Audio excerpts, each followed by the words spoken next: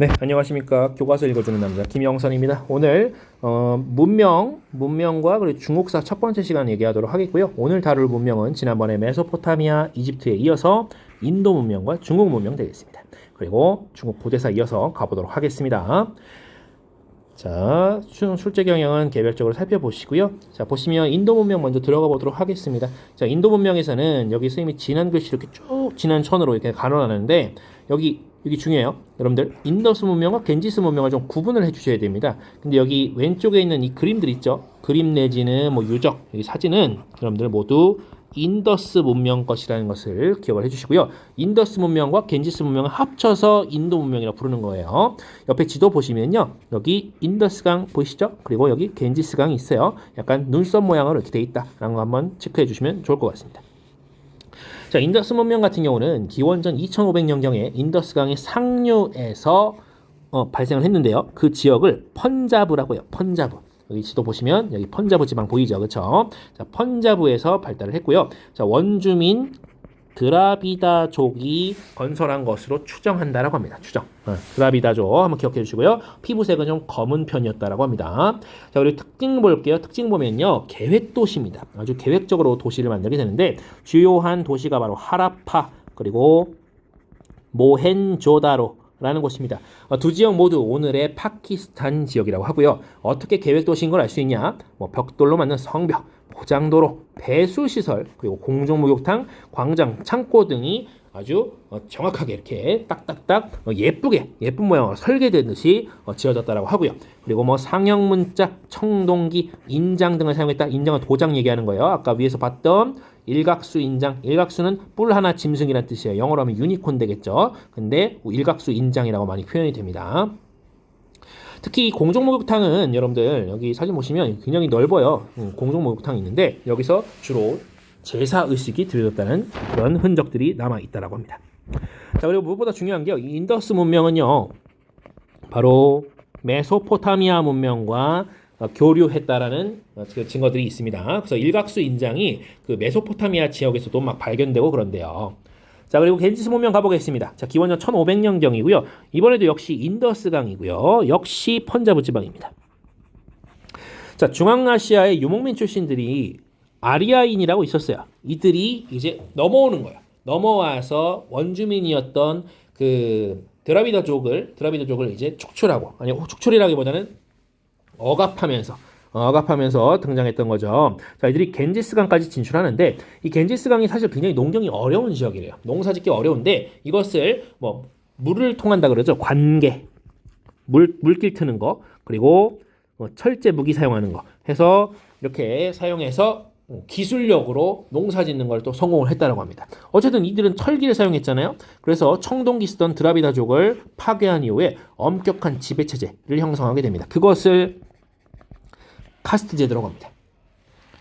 자, 그리고 이들은요, 베다 경전이라는 것을 신성시해서요, 가장 윗계급인 브라만을 중심으로 브라만교가 성립하게 됩니다.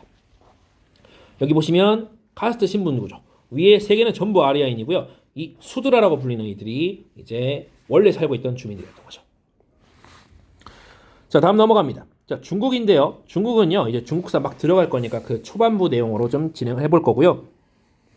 자, 보시면 지금 상나라, 주나라 뭐 이런 표현들이 나와요. 근데 선생님이 여기다가는 하상만 적어놨습니다. 일단 하상 얘기 좀 볼게요.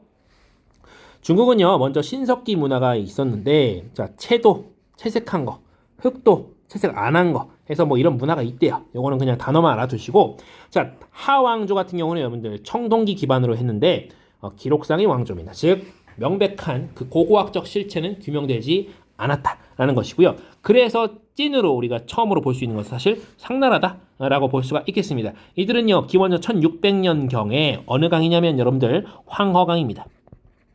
아이고, 잘못 적었어요. 항허가 아니죠. 황허입니다. 여기 황허강이에요. 여기 위에 있는 강이에요. 여기 밑에 있는 건 창장강이고요.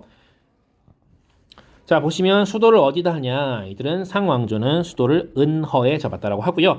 이들은 도시국가 연맹이랍니다. 약간 느슨한 상태죠. 그리고 역시 재정일치다. 메소포타미아, 뭐 이집트 이런 데랑 같죠, 그렇죠? 신정정치. 자, 이들은 은허 유적 남아 있고요. 여기에 뭐 청동묵이라든지 제기, 제사 도구라는 거예요. 갑골문 위에서 여기 나와 있죠. 거북이 등딱지에다가 불로 태우면 갈라진 그 모양을 따라서 점을 쳤다라고 해요. 자, 이들은요 태음력을 사용했고요. 그리고 순장의 풍습이 있었다라고 합니다. 자, 형성 볼 건데, 형성이 아니라, 자, 주나라 볼 건데요. 주나라와 춘추전국 시대예요. 자, 주나라, 그 중국사의 진짜 본격적인 시작은 사실 주나라입니다, 여러분들. 주나라. 자, 주나라라고 볼 수 있는데, 자, 그 형성 보겠습니다. 기원전 11세기경에 원래 있던 그 상을 멸망시킨 후에, 여러분들, 호경을 수도로 해서 나라를 세우는데요. 이 호경이요, 웨이수이강 유역에 있습니다. 이 웨이수이강이 어디냐면, 여기 호경 있죠? 여기 지금 이 황허강의 지류입니다. 여기, 선생님이 색깔 달리 해볼게요. 여기 있죠. 이게 이제 웨이수이강입니다. 웨이수이강. 근데 그냥 황허강의 지류구나. 이 정도만 알아두셔도 돼요. 자, 아무튼 그렇고요. 자, 그리고 봉건제를 실시하게 되는데, 자, 봉건제가 어떤 원리에 기반하냐면 혈연, 즉 피, 그리고 종법, 즉 적장자. 그러니까 피가 섞여야 되고요. 가족이어야 되고, 가족 중에서도 첫째 아들만 일단 중요한 겁니다. 거기에 맞춰서 이 왕의 자리를 물려준다는 거죠. 그럼 나머지 다른 땅들은요, 이 봉건제라는 게 왕은 직할지를 다스리고요, 다른 지역은 봉지라고 해서 자기 형제, 즉 혈연 종법 원리에 기반해서 나눠주게 되는데, 분봉하게 되는데, 나중에 보면 이게 믿을 수가 없겠죠. 자기 형제들하고 해도 피가 섞여 있어도 못 믿으니까 감관이라는 걸 설치해서 그 관리를 파견해서 제후국을 견제하게 됐다. 자, 제후라는 것은요, 분봉, 즉 왕의 중앙에 있는 왕의 임명을 받은 그 지역 봉지의 왕을 제후라고 합니다. 그러니까 왕보단 급이 하나 떨어지는 거죠. 제후. 자, 제후 견제했다 이렇게 있고요. 주나라는 천명 그리고 덕치주의를 강조했다고 합니다. 천명, 하늘의 명을 받아서 다스려야 하고, 그리고 덕치, 덕으로 통치해야 된다. 자, 그리고 당시에 정전제가 실시됐는데요. 정전제라는 건 여기 글자 보이죠? 자, 이렇게 돼 있으면 땅이 총 9개가 있는데, 가운데 땅은 8집, 집 하나 이렇게 해서 집 8개가 주변에 있는데, 그 8집에 공동경작지였다고 합니다. 근데 이게 전부 농업 생산량이 낮았기 때문에 가능했던 제도라는 얘기가 있고요. 자, 다음 넘어갑니다. 뭐 여러 가지 사료들이 나와 있는데, 요거는 한번 여러분들이 읽어보시고요. 자, 이런 주나라가 여러 혼란을 거쳐서 춘추전국 시대에 도달했다.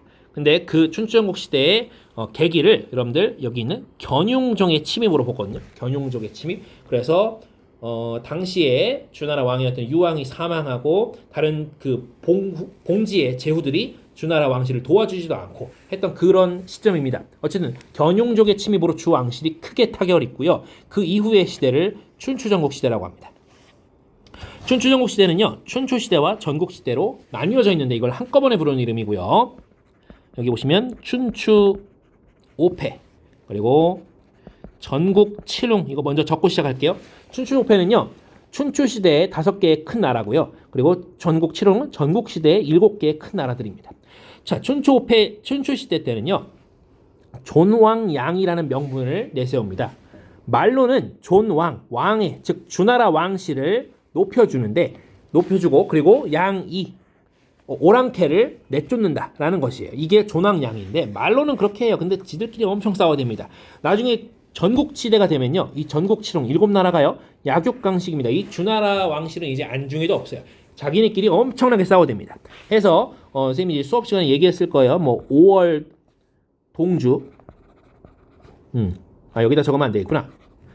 5월 동주, 그리고 뭐 와신상담, 이런 것들도 선생님이 이제 그 사자성어 이 유래를 이제 여기에 얘기했었는데, 사실 이제 춘추 시대에서 온 그 속담 내지는 뭐 사자성어죠. 그렇죠? 요거 한번 그냥 말씀드려봤습니다. 기억하세요. 알겠죠? 뭔 뜻인지 모르면 지금 찾아보셔야 됩니다. 사전에. 자, 춘추전국 시대는요, 지도가 이렇게 좀 복잡합니다. 근데 복잡한데 나라가 대체로 거기서 고만고만해요. 그냥 요런 나라들이 있으면 춘추전국 시대구나. 근데 한 가지는 우리 기억하자는 거예요. 진나라. 진나라 한번 기억해 보시고요. 그리고 두 번째 또 기억하자 그러면 여기 5월. 아까 5월 동주 뭐 와신상담 얘기했죠? 그리고 세 번째 또 하나 또 기억하고 싶다 그러면 연나라. 연나라는 여기 근처에 고조선이 있었어요. 고조선. 그 고조선과 대립했던 그 연나라입니다. 자, 옆에는 뭐 화폐 얘기 나와 있고요. 자, 춘추전국 시대 다양한 발전 내용을 좀 보려고 하는데요. 자, 춘추전국 시대에는요, 이 봉건제가 붕괴됩니다. 왜냐하면 애초에 주나라가 봉건제를 했다가 나중에 이걸로 인해서 붕괴되는 그런 계기가 되잖아요. 그래서 직접 왕들이 혹은 제후들이 직접 지방을 다스리려고 합니다. 어떻게? 관리 파견을 해서. 그것을 군현제, 지방의 군 그리고 그 밑에 현을 설치해서 지방관을 파견했던 거죠. 자, 이때는요, 다른 나라들을 삼켜서 자기 나라가 강해지는 것을 추구하는 부국강병의 시대입니다. 그래서 법을 변화시키는 변법을 실시하는데요. 특히 진나라 상항의 변법이 아주 특기할 만합니다. 진나라 상항은 진시황보다 훨씬 이전 사람인데요. 어쨌든 이 진나라의 변법을 통해서 진나라를 강하게 만들었던 그런 인물 중에 하나였습니다. 이 진나라 말하는 겁니다. 나중에 이 진의 왕 영정이 진시황이 됩니다. 나중 얘기예요. 자, 경제 부분의 농업 보면요, 여러분들 기원전 6세기경부터 철제 농기구 사용하기 시작하고요. 그리고 우경도 보급됩니다. 우경 뭔지 아시죠? 소를 농사에 활용한 거죠.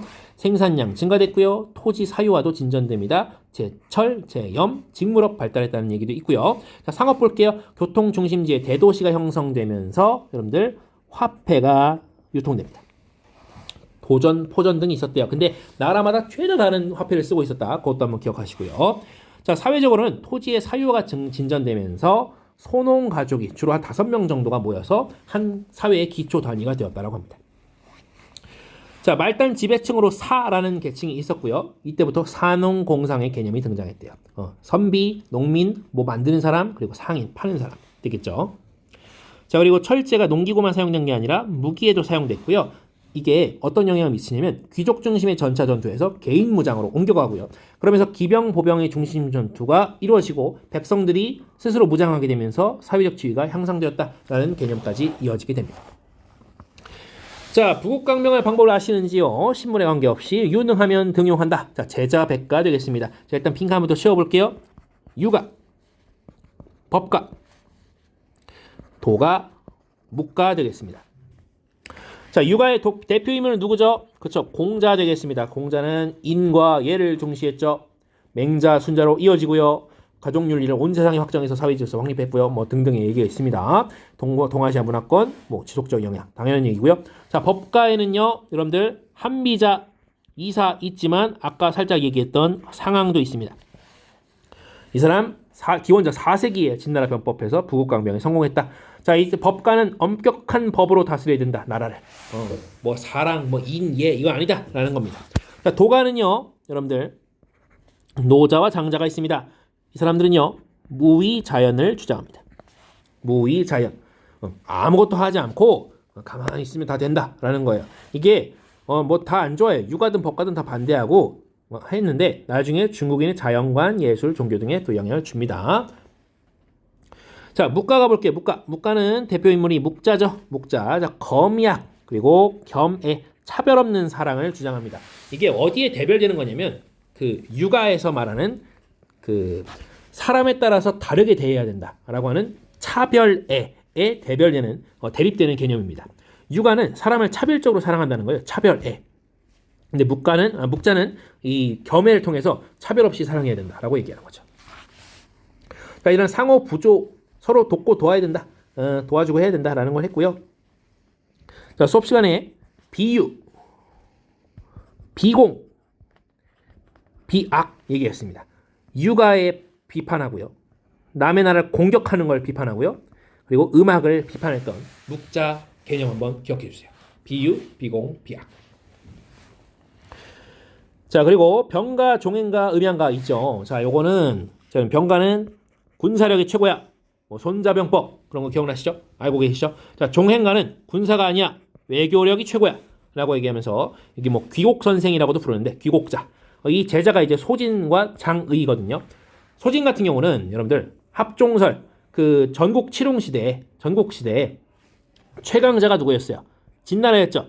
이 진나라에 대항해서 나머지 6나라가 함께 대적하자라고 했던 게 합종설이고요. 무슨 소리냐? 함께 진을 섬겨야 된다라고 했던 게 연행설인데 나중에 결국 연행설이 승리하게 되죠. 왜냐? 진이 통일하니까요. 자, 음양가는 뭐 천문, 역수, 풍소지리 등을 연구해서 기륭화복을 예언했다라는 얘기입니다. 오늘 수업 여기까지 하도록 하고요. 대단히 고생 많으셨습니다.